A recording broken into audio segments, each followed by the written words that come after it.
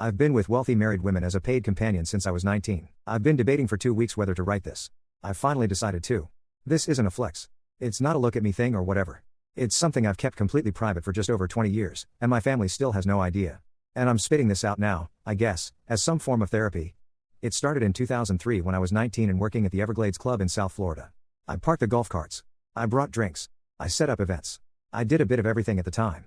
If you paid attention in a place like that, you saw more than most people would ever believe. 6 months in, I got to know one of the members. Late 40s. Stunning blonde. Always put together. Married to a man who was rarely around. We talked and we laughed. The conversations became more personal and then more than that.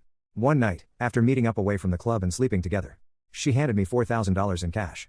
For a 19-year-old in 2003, that was more money than I had ever held at once, let alone seen with my eyes. She convinced me to leave the club, and for 2 years, we spent a lot of time together. Through the circles she brought me into, I met others at charity dinners, private events, and weekend getaways.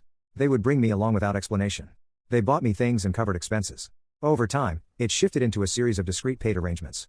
Over the years, I have slept with women married to 8- and 9-figure businessmen, senior executives at major companies, and well-known names in certain industries. Almost every woman I have met who is the wife of a wealthy guy is in some form cheating outside their marriage, and many of their husbands know and do not mind. For some marriages, it's more about business image and convenience than romance.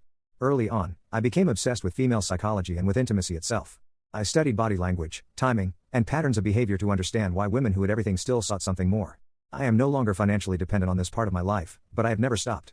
The money I made early on became the seed for investments, which I do live off of currently. In a little over 20 years, I have been to 31 countries and have stayed in expensive suites. I have been on yachts worth more than neighborhoods. I have seen affairs outlast marriages.